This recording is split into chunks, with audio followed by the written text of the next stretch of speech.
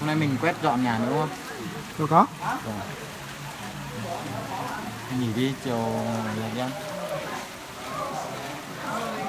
Ăn cơm vào và ăn bị ra bụng đúng rồi.